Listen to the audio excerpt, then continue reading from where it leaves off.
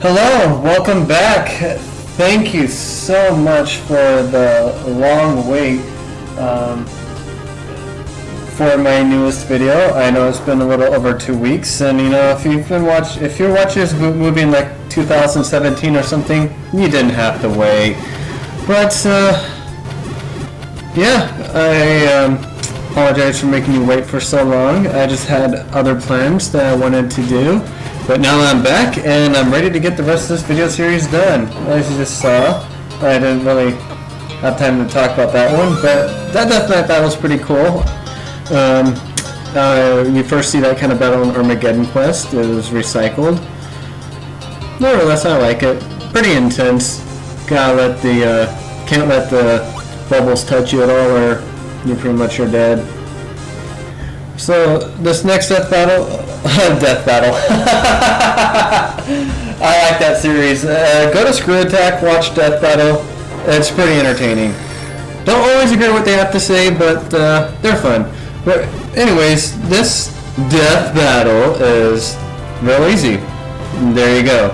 Just stand down a little bit. It's actually easier in the first game because you just step down a little bit and you use that invulnerability trick to make it so that you don't have to worry about the Death Knight's fireballs. So, moving on to Fortress 8. By far, one of the hardest parts in Liberation of Hyrule 1, and you'll see what happens in this game. As you can see, I'm walking through Armos Village. It's not Deserted Village, it's Armos Village, just to get the story right. So, if you remember in the first game, this dungeon was way bigger in the first one. This one, James just cut all the BS and just had to do a couple boss fights to get some heart container pieces. This one, I always like fire glue lock battles with the mirror shield. I think they're really, from the watcher standpoint of view, I can understand why it may not be that entertaining to watch, but it's pretty entertaining to play for me because it is while certain aspects of patience I am not a fan of, this is one that I am. It's just patience and good timing. I did get a little impatient in this battle, but all I need to defeat 2 heads instead of 3 or 4, so it's not too bad. So, you see me moving around, one more hit will kill me. I don't want to be turned into Roast Link, but fortunately I did not turn into Roast Link in this cut to the video anyways. Ha ha ha ha. So that battle's over. I can rest in peace. Fairy heal me. All the yummy stuff. So I go back in after getting some fresh air, and this is one I love this boss battle. I think it's really cool with the changing conveyor belts. One thing that is interesting, because I do think these conveyor belts use a script, because I tried doing making the conveyor belts change back and forth, but unless if you don't know how to script, the graphics don't look quite right. The conveyor belts end up looking super slow, whereas if you do it with scripting, the conveyor belts look normal. But I like that battle. It's just a matter of keeping up with the timer, knowing when the conveyor belts switch, and it's pretty intense with Velma 3. So this one is, if you saw my first Liberation of Hyrule video, I totally cheated this battle because I used some lame strategies to get to this room with full life, and this room is much easier when you have full hearts and you can just sword beam the glue lock. But this one is similar to the one in the other room, but this time it has these fun little block obstacle courses in your way, so you can't just run around the room freely. You have to use these lights to keep you company They're like, I'll protect you, or something like that. It's just a waiting game here. It can be a little irritating when the TLoH's heads don't quite move in the way that you want. This one, I probably should have stunned that like before I walked up there. But anyway, that part got done. Now, remember this room, boys and girls.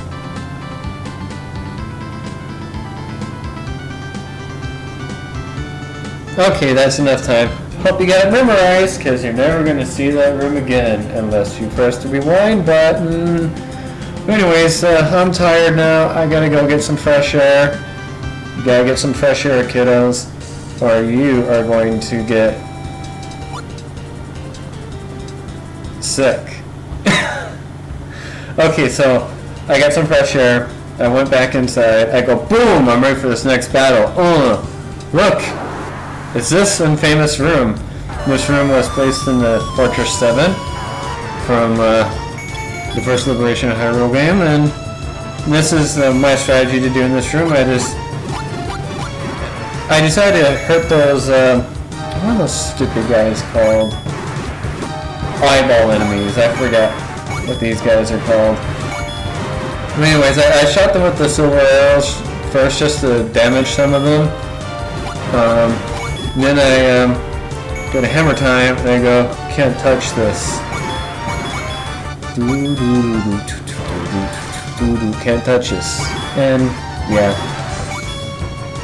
I won't quit my day job, I promise. Unless if I make like $1 million.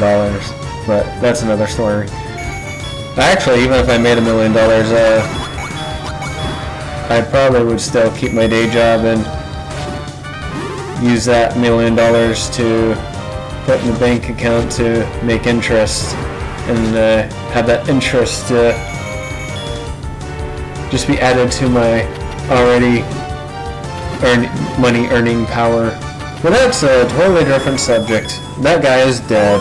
Now for the real dungeon. So we cut all the BS and went straight to the bosses. We got some heart containers and got some fairy chocolate heart love. Yeah, I like those hearts with chocolates inside them. I love chocolate. Don't judge me. So anyways, no money beyond this point. Gotta go through the obstacle course of death. So you see me inching away, and I go blup blup blup blup derp derp derp derp derp, and yeah, gonna hit those spikes. The more you do this room, the faster you do it. This is one of my first attempts, so I am a lot slower on my first attempts. So this room is pretty intense. You can try and walk the death hallway of death, or you can be kind of lame and do it this way, like I'm doing it. I mean, yes, you could do it the legit way and just walking your way through. I've done it plenty of times before, but this just has increased chances of success, and anything that increases my chances of success, I will take it. At first I thought this room was virtually impossible to do without getting hit, but you just have to be absolutely perfect on your movements, like that. We all know the infamous Wind Wizard room. Don't get hit. Actually, I think this room is pretty easy. Just my own point of opinion. You won't see me ever go in the room on the right, but that's a gamble room. It's a gamble. This room's actually pretty easy as well. This room can... Sometimes the... what are those? Gibdos will corner you and do mummy stuff to you. But for the most part, you just do that, and the Gibdos will not do mummy stuff to you. This is by far the hardest room, right here. Hands down, hardest room. Easily. That walk-through wall does not make things even worse. My advice for that room, don't get hit by the super dark nuts. Get hit by the dark nut ones. This room, I've done this room in the first game. I can do it again. It's not hard. You know, it's really intimidating and hard at first, but you get pretty consistent with it.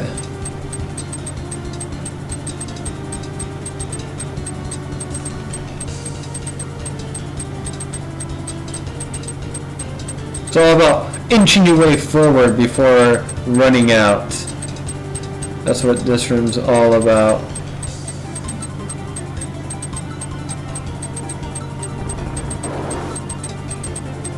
Inch your way up, move down, move, and flawless victory!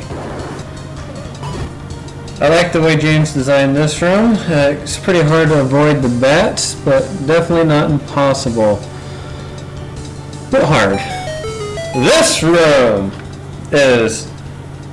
takes a lot of patience because of the way the Pole's voices move. And better watch out, because that wall master wants to put you in the wall. Now you have to be real careful when moving in these areas, because the Pole's voices from below can jump up and hit you. And that can get real irritating really fast. In this top part, the wall master can get you. So, yeah. I manipulate the enemies right there. And this time I just go, I don't care, I will get hit. Boom. That's a speed run tactic. Yeah, I don't got your gold. I'm not giving you my heart because you ain't worth my love. Goma. Not Goma. Goya. So, I don't know what I was thinking in this room. I was like, I don't want to get hit by the stupid Patra 3. Wah. But, no, I know what I was thinking. If the Patra 3 moves down, you can easily die. So I go in and out of the room, make sure the Patra 3 doesn't move incorrectly. I like Patra fights, but there's only one thing that I dislike about fighting Patra 2s and 3s is the very beginning of the battle. The Patra is just move in a random direction. If they move in the wrong direction, they move toward you, it's like impossible to not get hit. But if they move in the right direction at the beginning of the battle, it's actually not too bad fighting them without getting hit. I didn't really talk about this room much because there isn't too much. It's intimidating looking at first, but this room's actually pretty easy. So we did this whole area once, and guess what? You guessed it. I gotta get some fresh air now.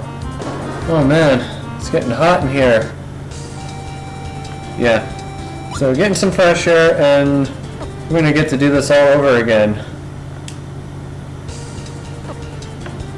So we're back in, we're ready to party hardy, and I gotta activate sword power. Sword power activate! Well, not quite yet.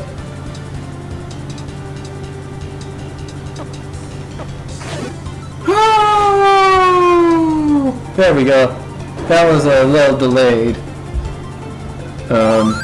It is better if you can keep all your hearts, but if you do this level, you don't quite do this successfully your first try. And as you notice, I'm doing this much more quickly now because I've done this a decent amount of times. And I even get hit and I go, I don't care, I just want to get this done. That's what happens. Especially when I'm playing this game, you just go, I've done this so many times, I just want to get this done. It's gotten me killed a bit more often than necessary. But I try to get as much rupees as possible. Unfortunately, you can't kill that Patra because of the blocks right there. Maybe somebody do that cool little sword trick to get a little head start. I will kill these guys though, because these guys give good money And yeah, you give good money. What can I say? Good money. It is good if you know you're about to get hit or you just want to be a little impatient. Run into their bodies. They will temporarily make you invulnerable to the wind. You will take a heart point of damage, but it's either that or do the whole thing all over again. So I go, okay, let's gamble. Did I say I never go in here? I lied. Sorry about that. I can't quite remember everything that I've done. But normally my luck is really bad in here. I'm trying to make the full 500. You know, you can potentially go, and you do when you I'll spoil it right now. In the room with the Pole's Voices, if you kill the 3 Pole's Voices, a heart block, a fairy block will appear, and you can heal up and fight a Patra 3. And test my luck to get to 200 rupees that the Patra 3 drops. But that Patra 3 has a pretty high fail rate. Even if it were like 1 out of 4 fail rate, that's still you know, you have to do all this potentially 4 times in a row. So what I do instead is I go ahead and I get the full 500 rupees right here, because one thing that's nice about this one versus the first game, you can actually enter the Patra 3 room backwards instead of going through the whole crazy obstacle course deal. And yeah. This room is still really hard to do without dying, simply because of the super dark nuts. It's easy to panic and mess up. You know, I consider myself pretty much a grandmaster at fighting dark nuts, but even this room can be pretty hard. But they do give a good reward. But unfortunately, you can't go back and forth and manipulate the enemy order, because those are I believe one-way only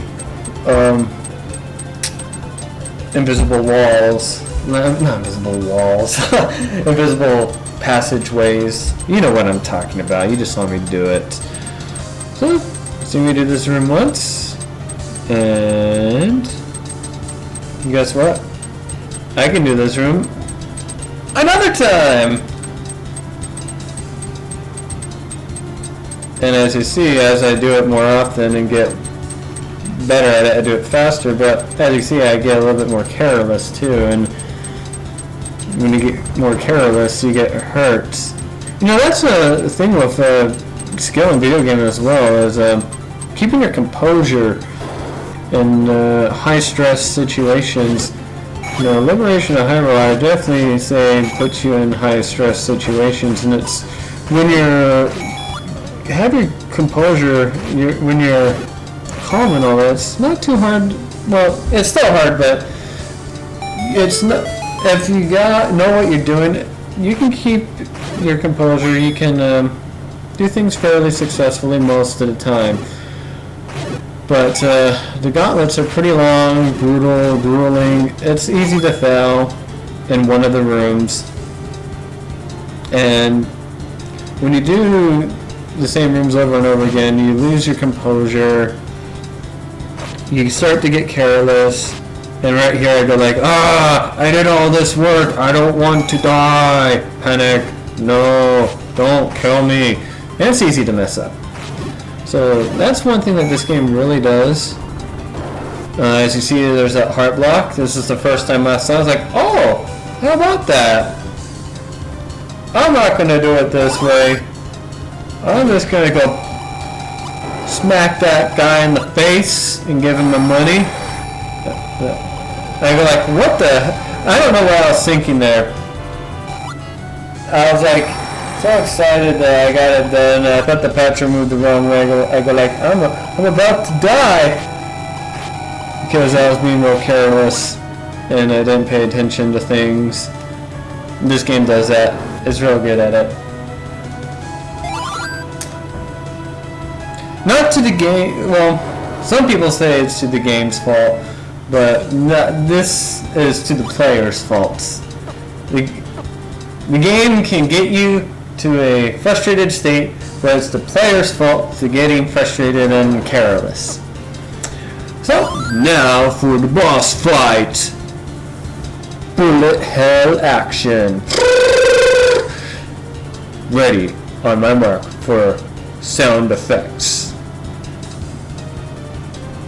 In 10, 9, 8, 7, 6, 5, 4, 3, 2, 1. Pew pew pew! Pew pew pew! Pew pew! Pew pew! Pew pew! You know, Petra 3s are BS. They're one of the stupidest enemies in Zelda Classic history. For several reasons. Just like a Petra 2, if they just move in the wrong direction because of the wide area that they can cover, it's easy to get hit. Now, James took this into account, and he made this room bigger than the other rooms, so that problem is less relevant. So that's good. In this case, it's more on your fault rather than the game's fault that you get hit. So that's pretty cool. But another thing is with the amount of bullets that the Petra 3 throws, Link has a terrible hitbox. You know, when bullets go straight, he can do those little neat, nifty tricks to make half of his body invulnerable. Even with 8-way movements, you can do some cool tricks. In fact, you can even make all of Link's body invulnerable in some cases, but that's a totally different story. But when the bullets move diagonal, Link, even if if any part of the bullet touches any part of the square that Link occupies, or the square that Link is, his hitbox, it counts as a hit. So, for the most part, Petra 3's bullets are, they're spaced out pretty well enough to where you can walk in between them. It's still pretty difficult. And most people, when they use a Petra 3 that I've seen, don't put them in nice big fat rooms like this. So this is one of the few instances where I actually think a Petra 3 is actually a fairly legit battle. And hey, now I get the bragging rights of saying I beat a Petra 3 with the green tunic and a level 3 sword. Not many can live to tell that tale. Flawless victory. Okay, so I got the big boss key and I killed the big boss. What is this, opposite day? So I gotta use my fire to get that Triforce, but if you notice I got the heart container piece and the heart Triforce disappeared.